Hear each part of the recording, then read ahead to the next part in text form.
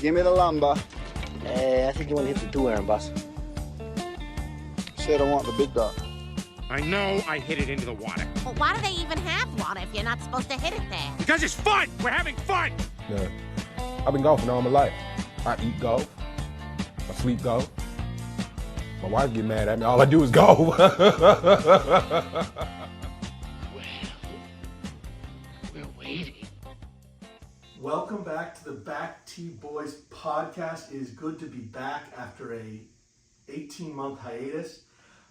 Before we get going here, I just want to talk about why we've been kind of quiet for a while, and we're coming in here with a new lineup. I'm still here, but Hugh and Pete have just gotten too busy with some stuff, and obviously they're welcome back anytime they want to come on, but we're hitting you with a new lineup here. We've got Thomas Deucey Susi, who you've heard on the podcast before, and John Ennis, who hasn't been on. And boys, I'm just so excited to be here with you.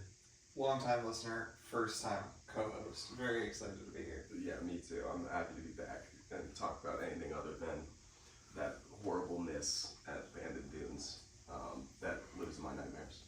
As it should. It should live in your nightmares. It was, there's really no words to... Just 1 mile an hour wind less, and that would have been one of the greatest moments of my life, and now it haunts me. Yeah, and you probably think about it forever. So, This is true. with that, as always, the social media is still up. Instagram, Twitter, or formerly Twitter, X. And we're launching the YouTube channel, Back T Boys, so this podcast will be available video form. So go check it out on there. And we are still, as always, sponsored by Pin Golf. The boys over at Pin are awesome. You've heard Alec on the show before. They make an awesome rangefinder at a great price. I use it. It's phenomenal. I wouldn't want to use anything else. You can go to pin.com and use the code BACKTBoysPod for 15% off on their new rangefinder. And boys, we had before we get into the Masters, obviously this is the greatest week of the year.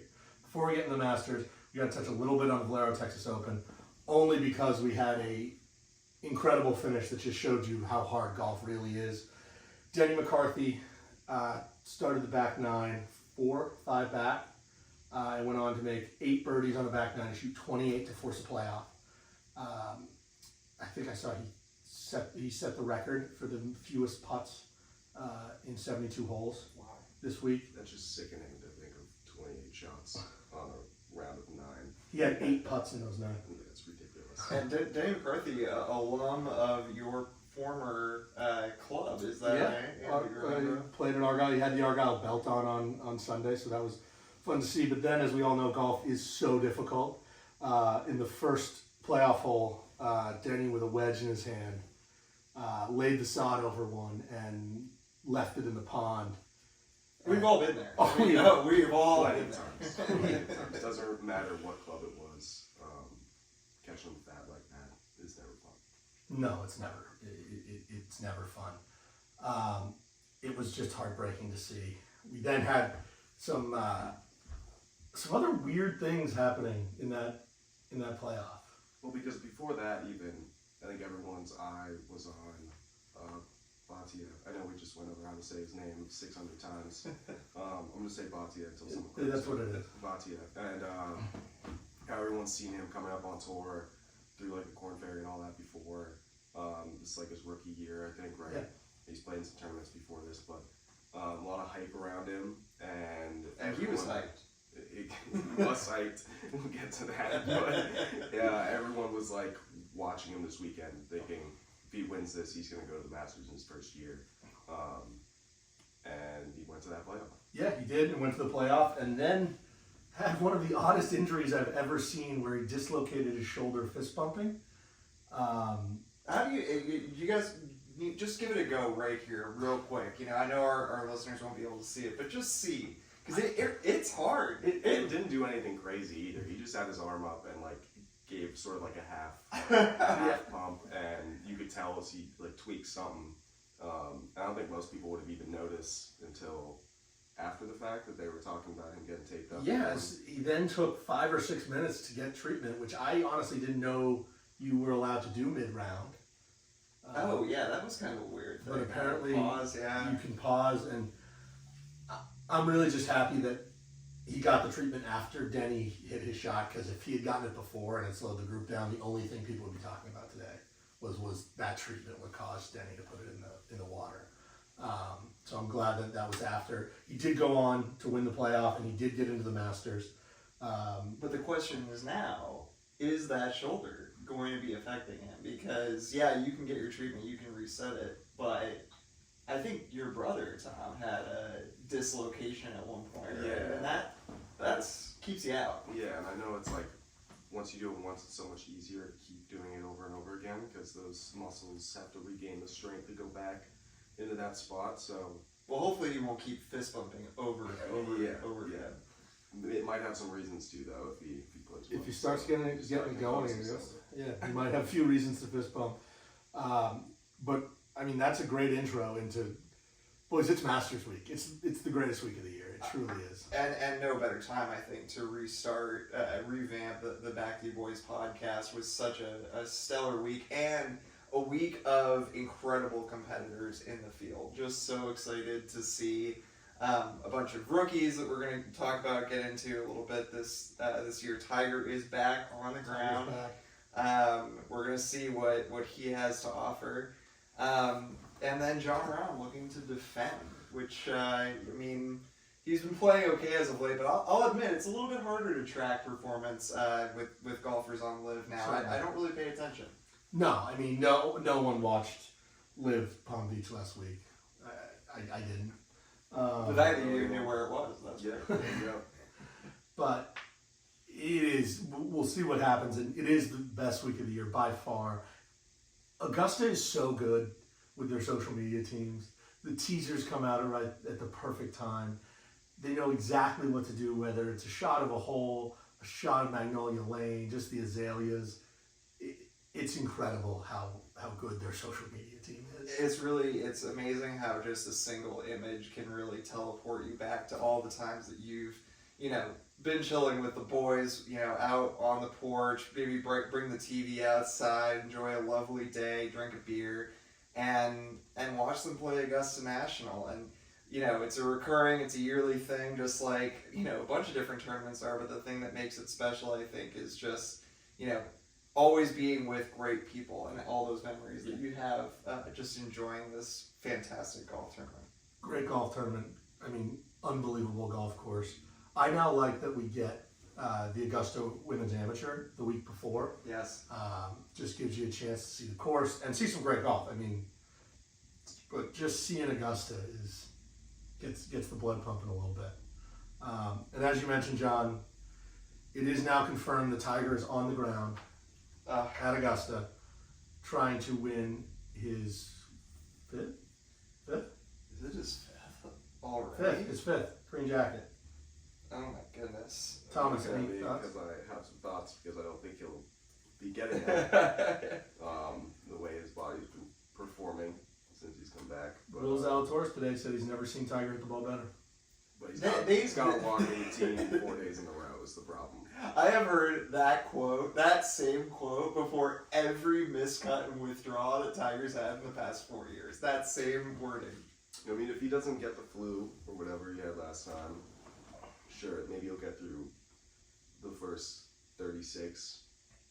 But to expect him to make it, I don't see it. I expect Tiger Woods to win the golf tournament.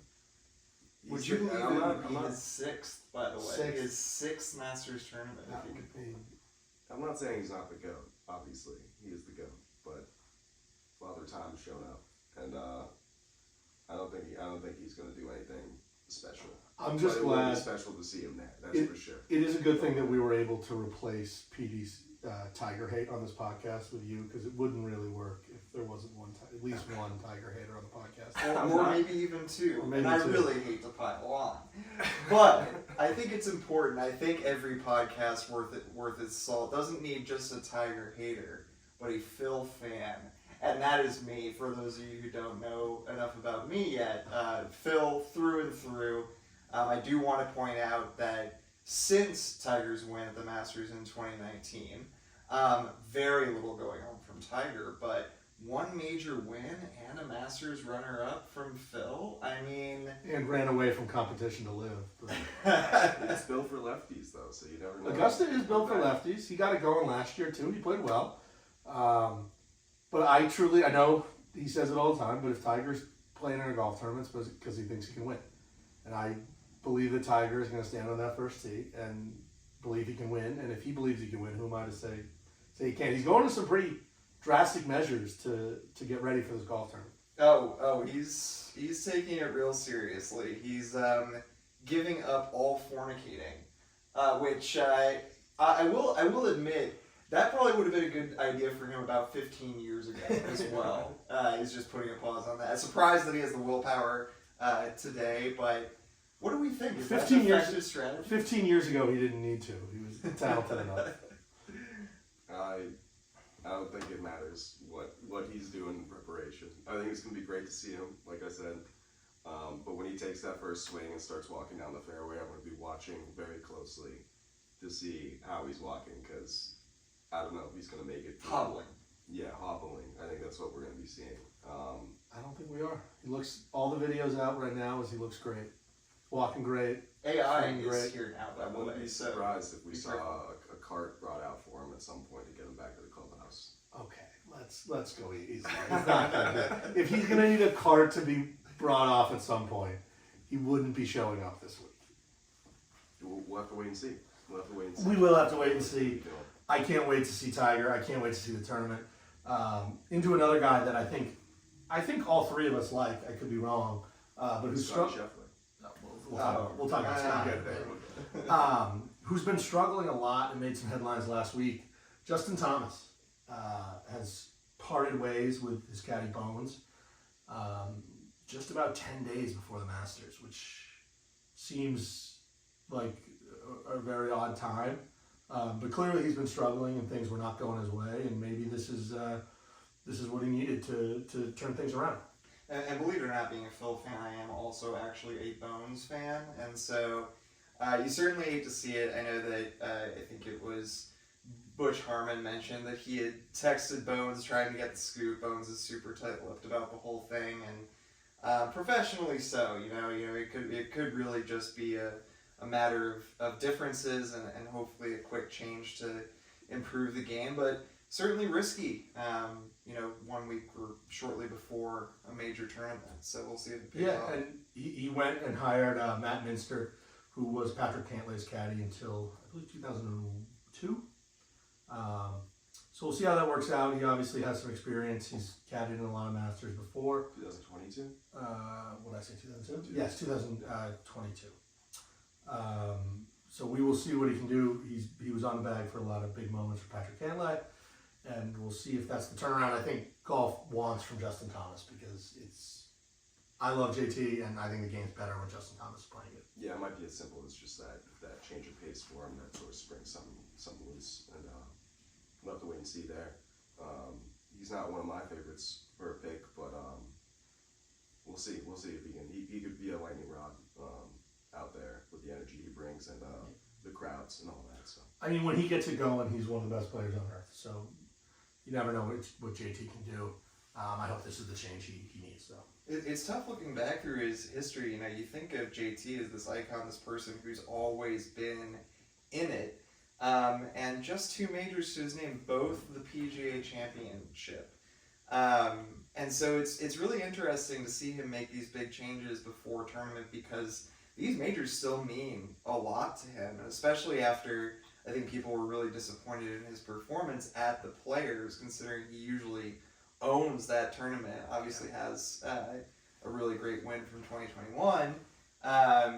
But that all being said, I don't think a large cause for alarm. I think if you just look back through JT's history, he's having a little bit of a slump now. Again, people wanted more at the Players, but just looking back beyond 4 or 5 tournaments, you can see that he's still got what it takes, and I think it'd be wrong to count him out for this tournament, even with someone new on the bag. Yeah, I mean, I think we saw it on full swing. He isn't happy with where his game is. He wasn't last year, but he clearly was struggling and is working on stuff, and I don't think it's the last we're going to see of Justin Thomas. I think he's going to find a way to keep going and get back to playing the high level golf. We know he can play. and I think it would make for a better PGA Tour with Justin Thomas playing well. And now, John, I know there's a topic you really wanted to talk about. This Masters. Oh my goodness! In the lead up for this, the only thing John really I think wanted to make sure we talked about. Now be careful. This is a little bit deep, kind of into the weeds of the Masters. No, it's the food. It's the food of the Masters. It's what they have at concessions on a daily basis for their attendees. $5 beers, $6 white wine, from what I recall. So everything that you might possibly need to enjoy the day. And $1.50 pimento cheese sandwiches. Now I know, Tim, we've experimented with pimento cheese numerous times. Have we not? We've ate a lot of pimento cheese. I was wondering when the pimento cheese was coming up. Did not start off the food with pimento cheese. It had to be. I mean, when you think Augusta, you think pimento cheese sandwich. Now, I've never had an Augusta pimento cheese sandwich, but I do love pimento cheese. I mean, it seems like it shouldn't be anything special at those prices, but certainly if any of our listeners have ever heard of someone who's gotten the chance to try a pimento cheese sandwich, leave a comment on the YouTube video that we'll be posting with this podcast. We'd love to hear from you. Now, I will say, the domestic beer and the imported beer are now the same price. Oh, like what was it? The imports were higher? It was 4 and 5 last year, and now it's 5 and 5. The global economy is healing. It must be. So when you're getting ready to walk out on the course, John, and you go to the shack, and you go and get some food, what are you taking with you? What are you stepping out of there with before you go find a spot to watch some golf? I tell you what, I think I keep it light. I think I want to make sure that I have a nice free range of motion. Don't want to get too sleepy out there. By the way, love the game of golf, but hey, we all have had a great nap while watching golf, and that's just a fact of going with being a fan of the game. And so for me, I want to make sure that I'm spry. I'm up there. I'm just taking the pimento cheese, taking the beer, and I'm going on a lovely walk along the Augusta Nationals course. Not grabbing one of those ice cream sandwiches? That will be for later, but I did see that those look fantastic. I was going to say, I mean, you're talking about staying awake. You're not going to grab a coffee on the breakfast menu? Like a $2 coffee? $2 Masters Blend fresh brewed coffee. That's a great point. You did mention that it was to start the day, and I agree. I'd be curious to see what kind of we got 3 courses here. Yeah, what are they brewing up there? I gotta imagine that's gotta be some great roasted coffee.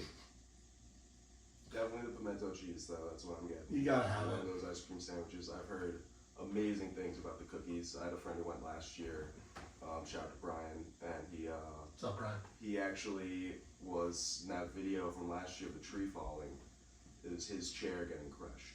Oh, that's right. I actually didn't know that. That's crazy. Yeah, he was there on TV. You could see him running for his life, and he got some sort of like payout basically from the Masters to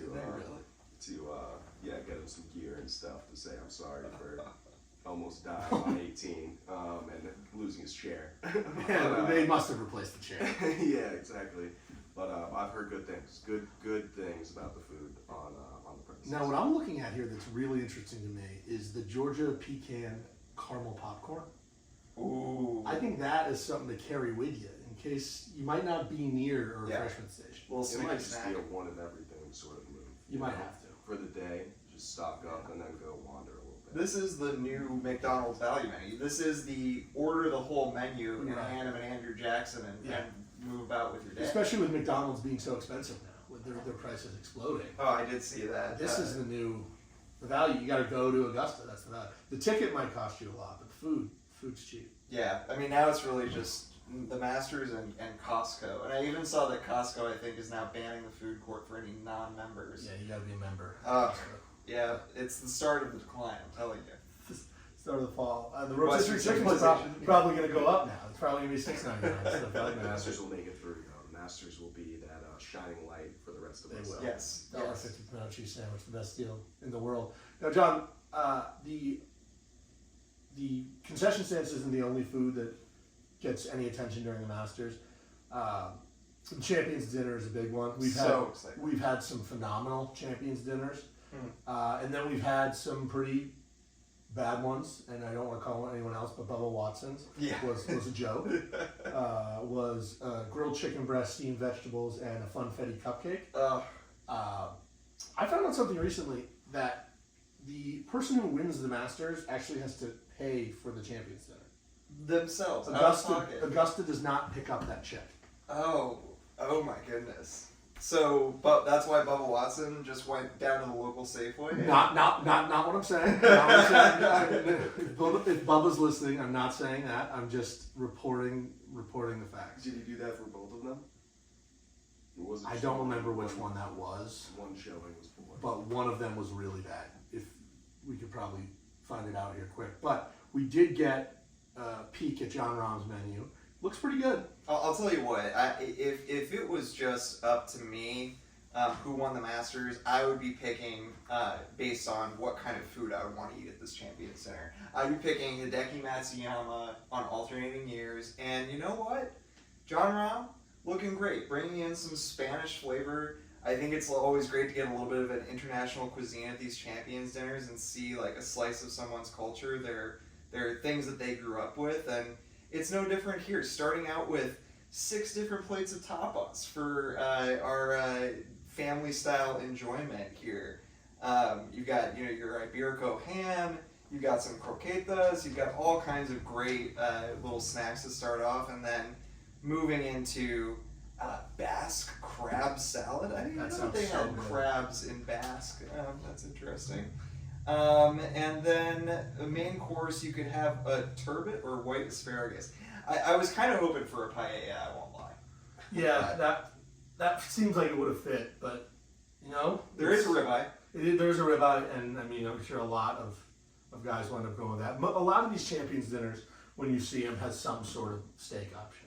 Yes, and that's just to prepare you for the big day, of course. Yeah, and and for dessert, a little puff pastry cake. Like it sounds pretty good. It's different though. That's what I liked about it.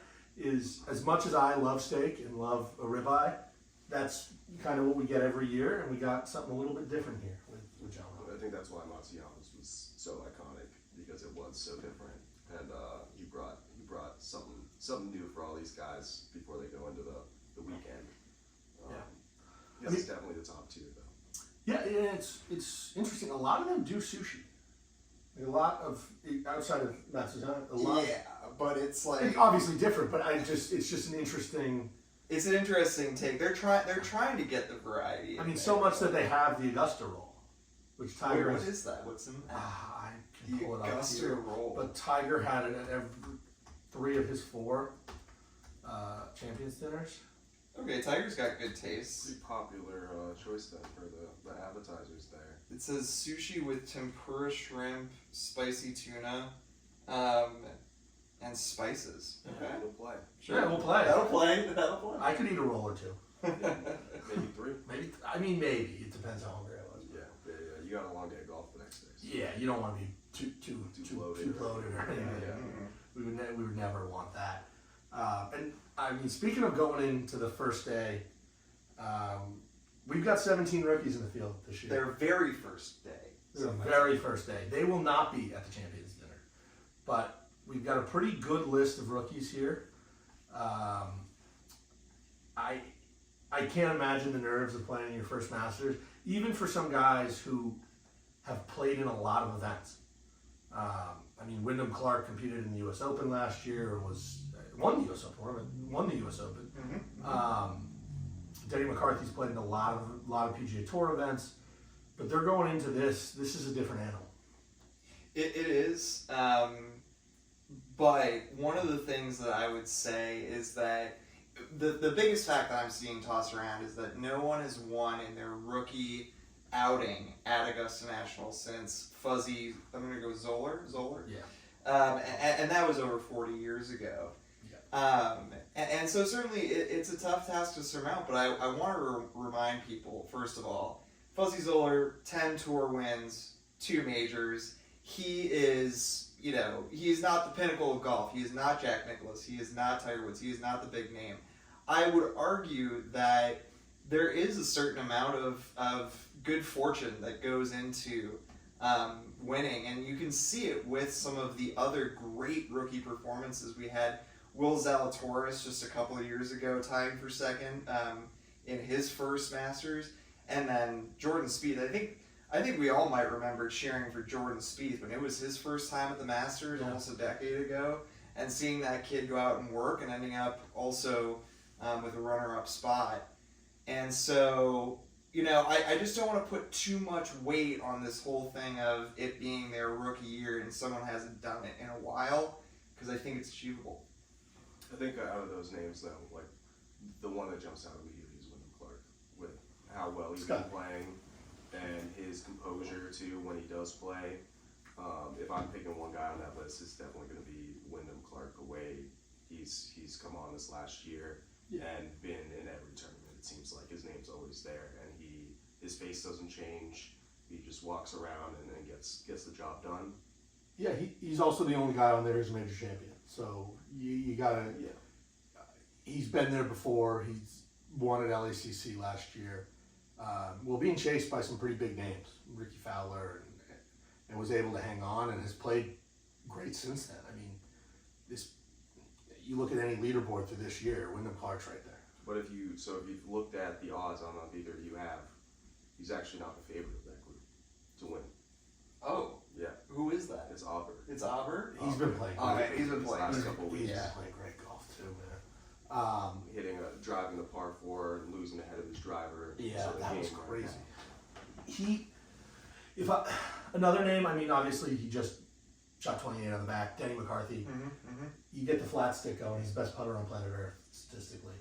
And you get the ball rolling at Augusta, good things can happen.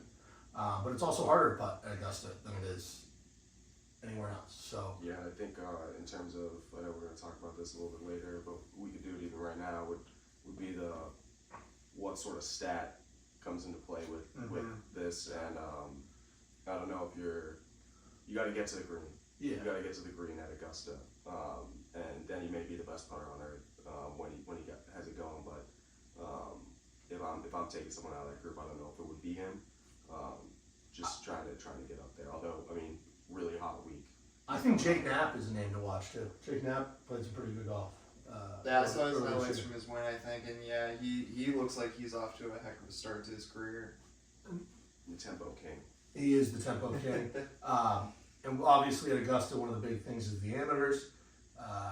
Always fun to see how they do and who can take that. I'm not even going to begin to pick an amateur because you never know. There's always one up there on the leaderboard. And you never know how these guys are gonna face that. I think it's really cool, the whole amateur thing at Augusta, where they all stay there. It's just such a big part of the Masters is the presence of the amateurs. Yeah, and it's so cool because like I said, there's always one of them who's playing out of their mind that weekend, and that's all it takes is just one good weekend, and for them to show up having never seen the course and dreaming of this moment. I'm sure one of those guys in that group of amateurs is going to be maybe even like top 20 or something like that. There's always one guy who seems to be there on the first couple days. Yeah, I mean, last year we had an amateur compete at the PGA, Michael Block, almost won, and then just came up short. But amateurs can get it going. We had an amateur win on the PGA Tour this year. Yeah, you really never know what's going to happen, and I think those are some of the most fun to root for as well. Your rookies, your amateurs, the people who are closest to embodying you out on the golf course, right? You know, just thinking about how this is might be their first time ever playing Augusta, and just trying to imagine what that would feel like if it was you out there, and so it's easy to get behind those guys. Yeah, it certainly is, and I mean, with that, Thomas, you mentioned it, talking about what stats are the most important going into this. What do you look for when you're trying to pick someone? What do you guys think are these most important stats? And I mean, sabermetrics and stroke scan has clearly changed golf, and I think at Augusta more than anything, it comes out. Yeah, I was doing this like deep dive on these, and but you can sort of look at them like decades, and over the last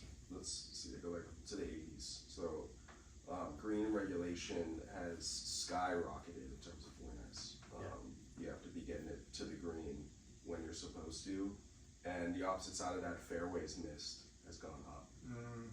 So these guys are hitting the ball farther, which makes sense, the modern game.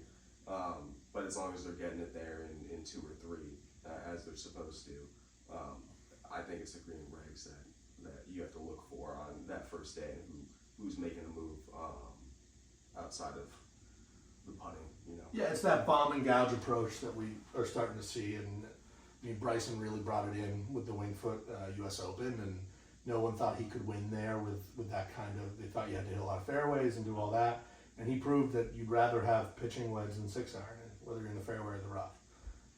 So it is really important at Augusta too, but those greens are so difficult. There is no way you can putt poorly and have any sort of chance at Augusta. And I tell you what, I'm not the hugest Scotty Scheffler fan out there, but we cannot go any longer in this podcast without talking about him, because the fact of the matter is that whether you're talking about green and reg, strokes gained tee to green, and even putting, because he's been lighting it up this year, Scotty Scheffler you can see him at the top. He's up there. And that is what makes him a favorite, is that he's doing everything right now. And as long as he does get that putter going and keep it going throughout the whole week, you know, it's not hard to see why they're saying he has like a 1 in 6 chance of winning. It's definitely his to lose in that fact. Like if he can't be a confident putter, he should be well and beyond all these other guys.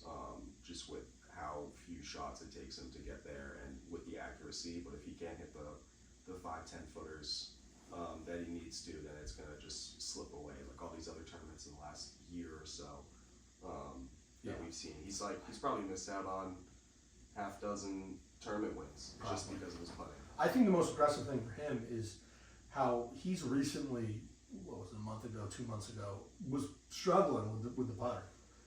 Last in strokes gained, and I forget what tournament that was, but he almost won. It was last in strokes gained putting, and really made a change his putter, and has been playing great since then. Obviously playing great, but putting great. Which, if Scotty Scheffler's putting, I don't know if there's anyone in this field who can stop him. I think it's the beard that changed him. I think You're right. It is the beard. Scheffler might be one of the most dangerous golfers this game's ever seen, and I think he straight up wanted to look like John Rahm. I'll say it. channel some of that energy. He needed some of it. I mean, he won the Players. He's absolutely killing it, and he might be the biggest favorite since, Tiger when he was repeating. Yes. 04, 05. It's really hard. It would be really hard for me to not see him top 5, no matter how bad it goes for him. Yeah, I agree wholeheartedly. I'm a huge fan, and I just want to see him start sinking some of these putts and really lock down the rest of the PGA Tour, because I think he can. I legitimately think he could do that for the next 2 years if he wanted to. Yeah, it's obviously, we keep now seeing different number ones in the world coming through, and I know with all the live stuff, the world golf rankings are not necessarily an accurate depiction of who the number 1 player in the world is, but it seemed this is the first time in a while where you could see Scotty Scheffler being glued to the top of those world golf rankings for a very long time. Yeah, just a clear-cut favorite in any tournament he shows up to. It's great to see it indisputable too. You get people like Taylor Gooch coming out here talking about how the PGA is irrelevant because he's not in it. Wasn't it the same comment? And he's not at the Masters this year. I don't know why. I might not watch because he's not there. We're talking about Scotty winning, but that's just because Taylor is not in the field. But frankly, it is really nice to see someone succeed who is indisputably going to go out there and tear up live just as well as he's tearing up, the PGA. Yeah, and I think there's definitely, an argument to be made that the second and third best player in the world might be on live with Brooks Koepka and John Rahm. But I don't care where you put Scotty Scheffler. Scotty Scheffler's the best player in the world. There's no doubt. Agreed. Now, one of my last things here on the statistics side of things. Obviously, we've given Scotty his flowers here, but his azaleas, exactly, very in season.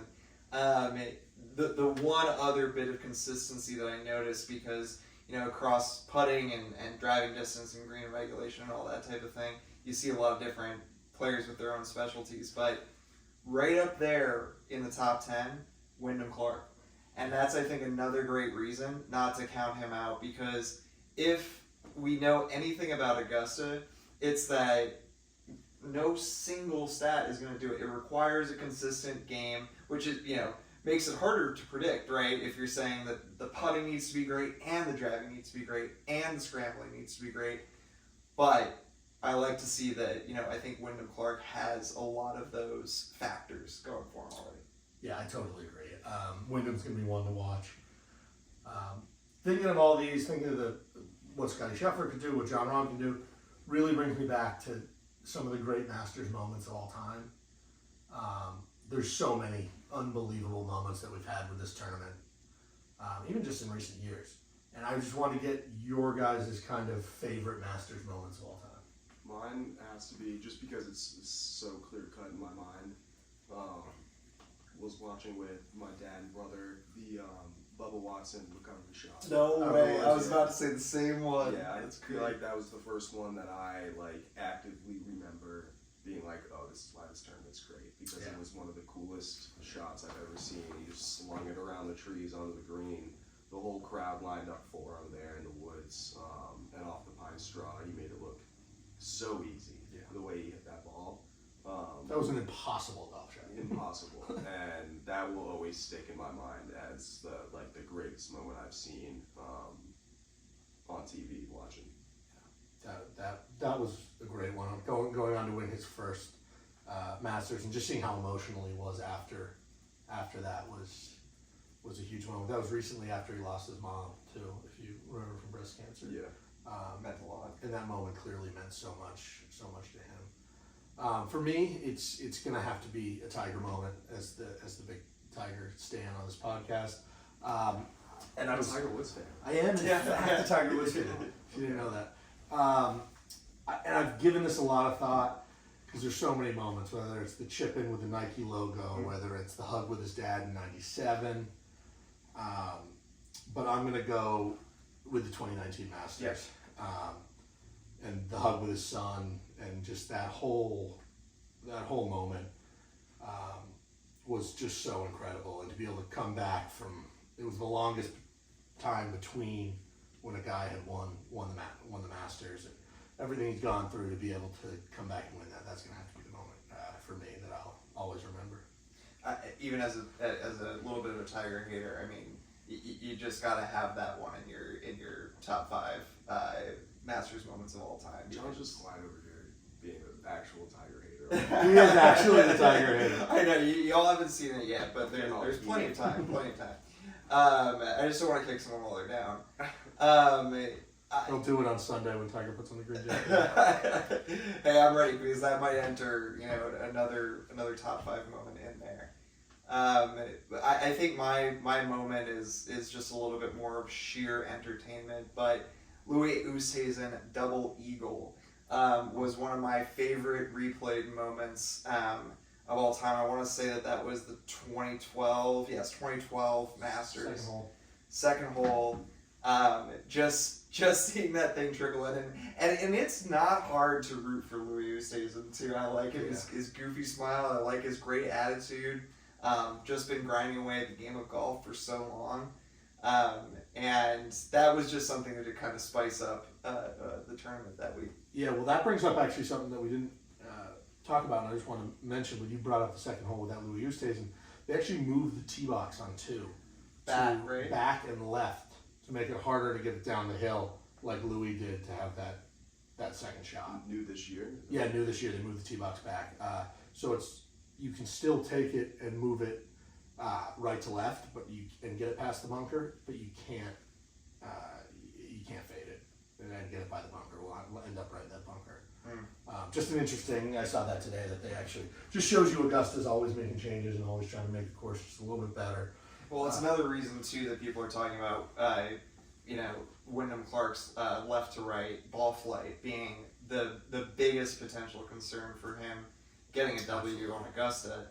I do want to point out, looking back at LACC, pretty even split, maybe a slight lean towards favoring the draw player at that course as well. So we know he can do it. We know he can do it, but it really is holes like 2 that show you that it pays to have a nice little draw on your driver, get all that distance, and set yourself up well. It's why lefties do well at Augusta.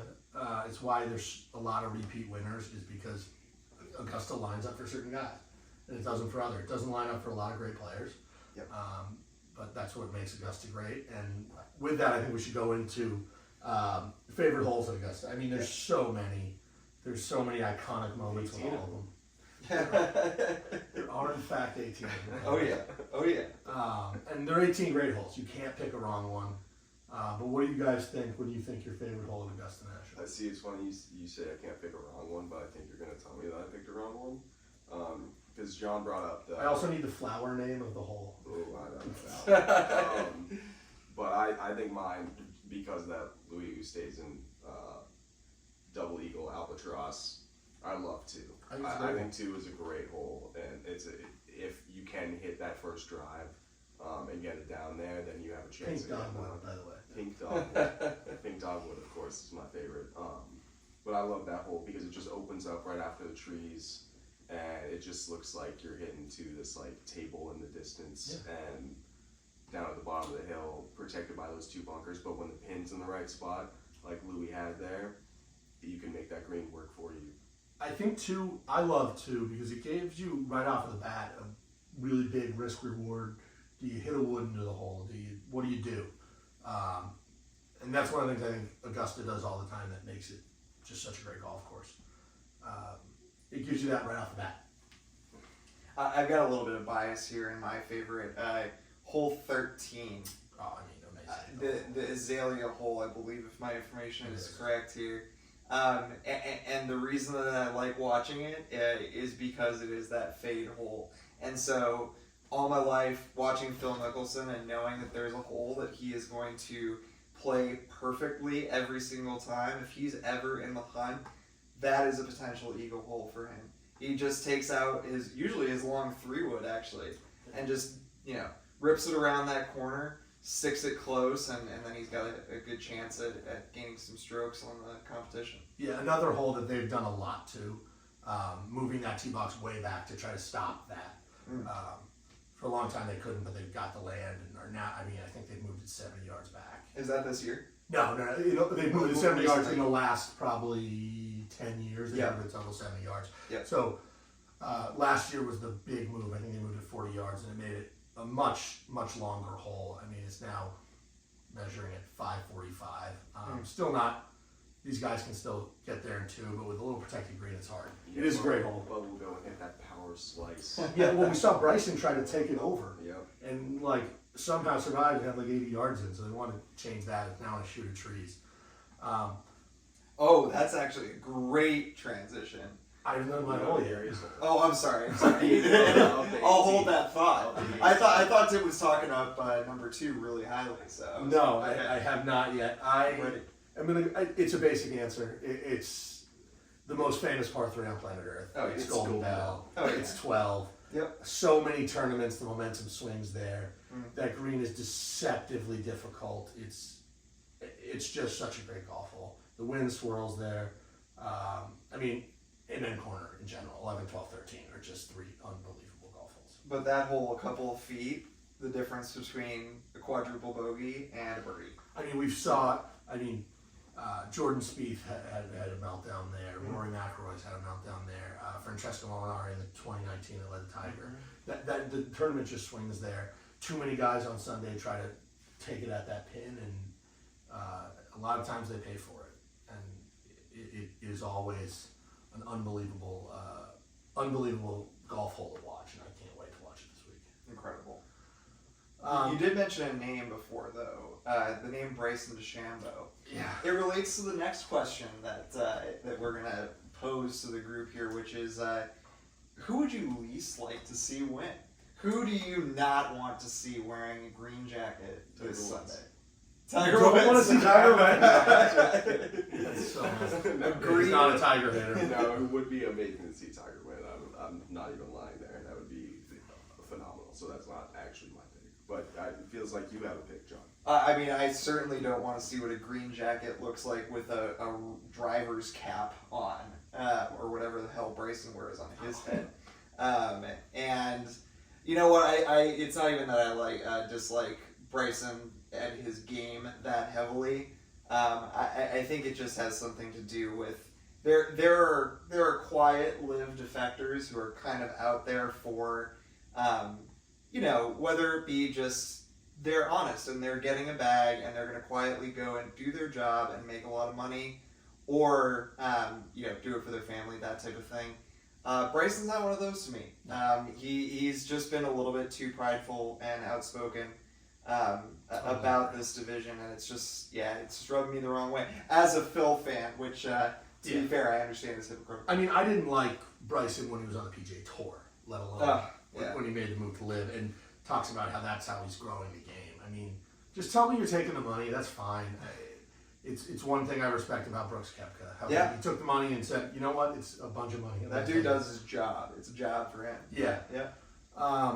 Mine is actually another live guy. I hope we have 3 live guys, because I'm going with Patrick Reed. Oh, I want to see. Simple choice. I can't do it. I really can't.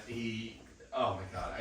We don't have to say it anymore. He's just awful, and I don't want to see him win. Let me give you a quick runner-up here. I don't want the entirety of my Sunday spent watching a featured group with Brian Harmon and his Waggles. Oh my God. I mean, he's a great player. You said that because that was going to be my guy. Okay.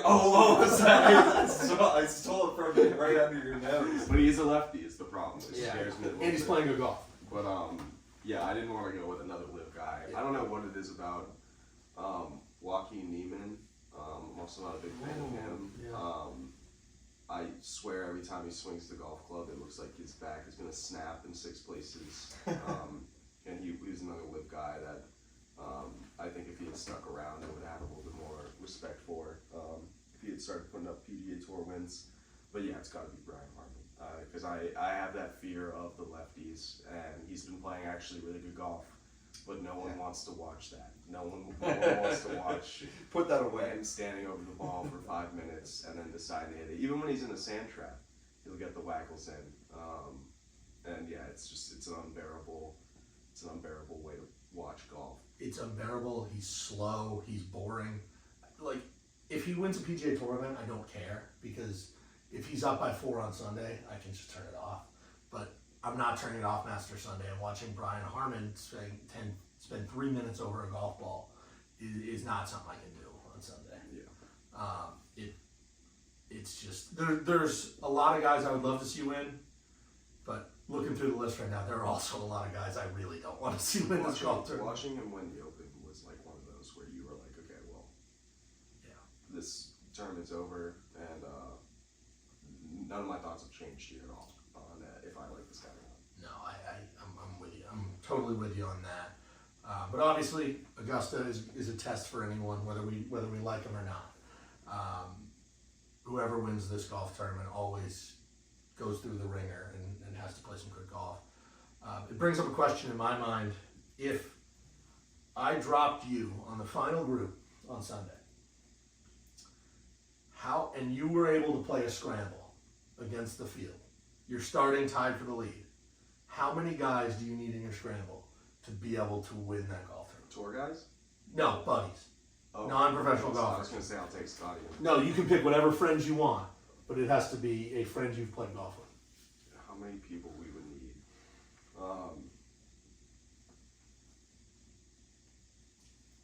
I'd like to say there's a chance that we could get it done with a foursome. With some of the guys, like if you're playing, Kenny's playing, I think we can get away with it. And then it won't be necessarily like I need 8 people to. Yeah, I don't think you need 8. I think around 4 is the answer. Yeah. We can just stock up on those ice cream sandwiches and pimento cheese and have ourselves a day. The problem is it's first time around too. You're dropped on the first hole. Do we get a caddy? You get a caddy, Okay. but you've never seen the golf course. Well, we've watched it. That's like saying you played in a video game. I played, PGA Tour 20 whatever. 12 when the 22. Masters first showed up. But God, imagine your 4 buddies are on that 18th tee and you're up by 1, and the first 3 guys lace one OB, and you're standing there just shaking. Yeah, I definitely wouldn't be a calming experience, that's for sure. But I think before those last maybe 3 holes, you'd just be having the time of your life, though. Now the question is, how many people in the gallery do you accidentally hit? I'd be like that Tiger commercial. Golf's darn hard with this Tiger. last weekend of play, I've been keeping that club face wide open. I mean, you don't have a swing key for that, Thomas. You usually always have a swing key ready. No, I'm trying to channel my Freddie couples, and so far I can't turn the hands over. So Just swing easy. we'll see. I am so excited for this week. We've got live from the Masters on the TV right now. It's muted, so I have no idea what Brandon's talking about. I probably should have put on closed captions. But boys, let's get into bets here. And before we do, we just want to give a shout out to a new sponsor of ours, State of Mind Golf. They make some awesome stuff. They t-shirts, crew necks, hoodies, all with different state license plates and say golf on them. They're pretty cool. I don't know about you guys, but I'm always looking for golf stuff that you can wear off the course and just wear it like every day. And this is kind of that kind of stuff. Yeah, streetwear. Yeah, that's great. Yeah, gotta rep Maine as well. Always great to have a Vacation Land logo and show my love of golf in the same item. Yeah, I actually had a guy ask me about my 3-wood cover if I went to the Masters because it's the green and yellow. Oh, right. It just got the main outline all over it instead. Yeah, well, if someone asks you about when you wear your main hoodie, you can tell them to go to State of Mind Golf and use the code BACKTBOYS at checkout for 15% off. They've got awesome stuff. Go check them out. Pretty reasonably priced too. Yeah. Just some golf streetwear, which is great because there's not enough of that. So let's now get into bets here, boys.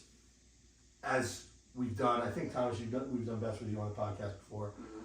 But John, basically what we're doing is we're doing a favorite, an underdog, someone to top 10, and then any other bet you want. Underdog, I think we'll set it at plus 4,500. Great. John, you want to lead us off? Yeah, And happy the to. favorite cannot be Scotty Scheffler. Thank you. We all want to take Scotty We Scheffler. agreed on that before. Cannot be him. It is not, this favorite cannot be Scotty So Scheffler. any underdog for your favorite. We all would have taken Scotty Scheffler.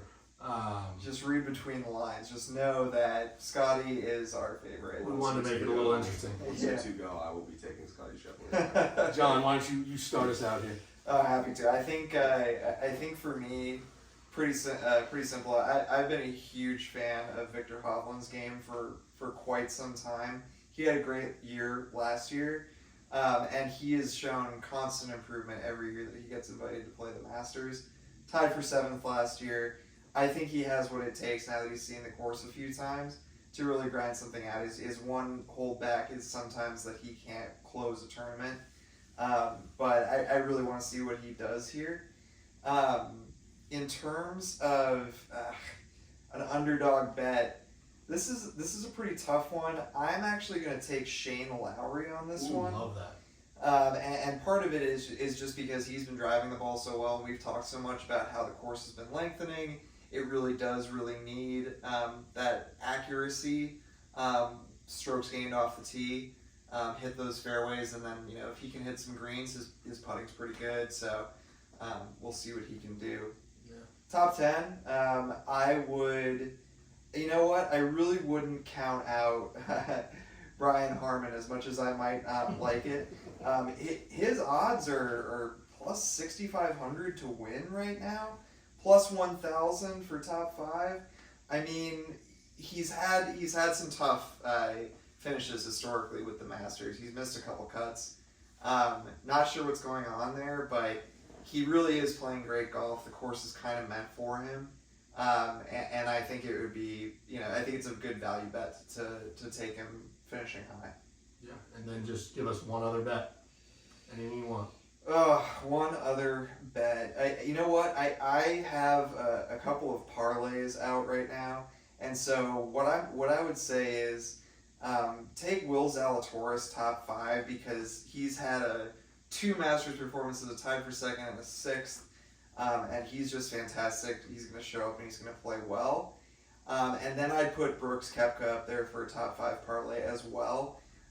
Just because he is a machine. He's always in the hunt, and people are discounting him because they haven't watched a lot of Live. I love those. Thomas, let's hear it. Yeah, so obviously Scotty Scheffler to win, Okay. but we won't do that. And it feels like an underdog pick from there on out, basically. But We get it. You like Scotty if Scheffler. I had to take a guy, because I really love where Rory's game's at, and I just don't know what we're getting out of John Rahm. It's also really tough to repeat in any tournament. Really hard. So I'm stepping down the line here, and I'm going with Brook City. God. I am, and he just shows up for the big tournaments. And if I have to pick someone who's not Scotty Scheffler, I'm going to go with Brooks right now. Even hadn't not see him play. I mean, it's a major. He's going to show up. Exactly. And then we're doing an underdog. Underdog. Plus 4,500 or more. So we bumped those. I was going to say Cam Smith. He's right at plus 4,000 right now, but to go a little bit higher on that, I'm actually going to eat my words right now, and I'm going to go with Brian Harmon. Yeah. As much as I'd hate to see it, I think the lefty factor and the last year of golf he's put in, I wouldn't be surprised as an underdog for him being in it, which would just be unbelievably frustrating. I love the Shane Lowry pick, though. I think that's a good rooting one. for him. He's playing good golf. Fun guy to root for, too. Exactly. In terms of the top 10, I don't really want to do a lock here, but I do. Another guy I don't like watching play because I think he's pretty boring, but I think he's been showing up consistently, and it's frustrating to watch, to be completely honest. Patrick Cantlay. Yeah, boring. He's boring, but he. Watch out, he can hear you. He just he's good golf. He's licking his lips right now. So I'm gonna go with him top 10, just because it seems like he's always there. And then I'm gonna zag against John here for my final bet. I love a good zag. Oh yeah. I was gonna. I'm not seeing it here on DraftKings. Maybe it's on some of the other ones, or maybe it's coming later in the week. I like to bet on like a hole-in-one in a round. Yeah. I'm not seeing those odds out here, so instead, I'm gonna take to miss the cut, Will Zalatoris. Oh! Whoa! Wow. I think he's pretty hyped up, and I love watching him play. I want to see him play well, but I think, going out there the first day with Tiger, he's going to have some of that bad mojo with him and not be able to make it to the weekend like Tiger. Just a lot of ricochets. Just a fun take. Just to hit everyone with that. Everyone's catching straights. Just a ton of ricochet shots. Like Susi. Zalatoris. I like those. I except the Zal one. I think Zal's going to have a pretty good tournament. I'm obviously not going to pick Scotty Scheffler, and there's another pick I'm not going to pick because it's too obvious for me. I am going to leave Tiger off my bets because that's too obvious. I'm going to bet on him personally. I'm not going to put it on the pod, but I am going to bet on Tiger to win the Masters. What are those odds? Do you have those odds? I can find them here real quick. You know what? They're actually the exact same as Phil Mickelson, which is insulting to me. That is kind of Comparing Tiger Woods' odds are the same as someone who finished tied for second. No, you're actually Tiger's plus 15,000, Phil's plus 20,000. That is absurd. That That just wild. changed. That just changed. That's great. But anyway, I'm going with someone who's been playing some great golf and has had trouble kind of stepping it up in the last rounds of majors. I'm going to take Xander Schauffele. Okay. Just incredibly talented. When he gets it going, is just one of the best players on earth. And then I'm going somewhere else with a pick. The guy's won this year. I'm taking Max Homa as my underdog at plus 5,500. Max played some great golf early in the year. Very streaky. Very streaky, but if you can get it going for 4 rounds, is somebody who can run away with it. And I love Max Homa, so I'd love to watch him do well. Sometimes you just have to bet on guys that you have fun Yeah, watching. totally. It just makes it that much more. I want to root for Max Homa. Yeah. Yep. I do. For my top 10, I was really struggling with this one because I had 2 ways I wanted to go. I originally was thinking Matty Fitzpatrick to top 10. He's really great in the majors. But I'm actually going to go for Shahid Tagala to top 10 at plus 350. Yes. Someone who's not streaky. That man's consistent. Consistent. He plays great golf. Feel like he's just going to find his way up on that leaderboard and really take care of business. For my other pick, this might make some people mad. It's not Tiger. Oh no. I'm taking Rory McIlroy to miss the cut. Oh no, that's fine. That's super fair. A guy that historically at the Masters just runs out of holes. Yeah. He didn't make the cut last year. I don't think he's going to make the cut this year. Head case. Total Head case. Has demons on the back nine at Augusta National. He's actually on right now. And talk about somebody who cannot putt when it matters. Yeah. Just can't find a way to roll the rock. I think he's going to... And he has talked about it how since the Liv merger, like the fame from that he's had less time to focus on golf and has had more other commitments. Where some of these guys don't have that, where they can spend all day on the range and not think about it. Add to that his development of the golf league as well, which I think will merit its own Back T Boys podcast in the certainly. future. Super excited about that. But he's just got a lot going on. Yeah, he does. The sides of his pants are, he's eroding holes in them with how much he's slapping his thigh. He's just angry at himself. He hasn't been doing that well. I'm with you on that bet. Yeah, I totally agree. And we'll see what happens, boys. But it is just so great that it's Masters Week. It's so great that the Back T Boys are back. I am just thrilled to have you boys on for this season and beyond. And let's go play some golf and enjoy this Masters Week. I do have one final question. What do you got, bud? Reviving the podcast here. It's been a while. Quick take on Tiger's new logo and brand. I love Sunday Red. I wish you could get it in one word, but Yep. I like it. It's nice stuff. It looks good. I like that they're bringing back some of his old looks, but I'm assuming you're not a fan. I just don't like the logo. That's the only Maybe thing. we get some Back T Boys gear that's Sunday Red with the Back T Boys logo. Oh, yeah. I mean, I would rock that as You long as think I maybe get we? the knockoff Slazenger logo. I mean, we've had Joe LaCava on this podcast. I mean, I know he's no longer Tiger Caddy. He's still a good friend of Tiger. Maybe we see if we can get a Sunday Red sponsorship for Back T Boys. The funny thing is, it's definitely iconic, though. He definitely has something going. Hey, so. you're talking about it. Yeah. And I've got the mix at home for Phil Mickelson's coffee drink diet that he You does. still doing that? Yeah, but he officially sells it, so I can also get in contact with those guys if we want to sponsor. Are you going to do it this week for the Masters? Oh no! Because that would conflict with my desire to eat a lot of pimento cheese this week. That's more important. Yeah, That's way more important. Yeah, I think sin this week and do my penance next week. Dude, there you go. Well, boys, first podcast. Anything before we go? Great to be here. Looking forward to being here for a while. Thanks for having us, Tim. Yeah, as always, check out Instagram, X, formerly Twitter, and the YouTube channel. It'll always be formerly Twitter. It will always be formerly Twitter. And make sure you keep playing it back. Give me the lumber. I think you want to hit the 2-iron, boss. Said I want the big dog. I know I hit it into the water. Well, why do they even have water if you're not supposed to hit it there? Because it's fun! We're having fun! Yeah. I've been golfing all my life. I eat golf. I sleep golf. My wife get mad at me. All I do is golf.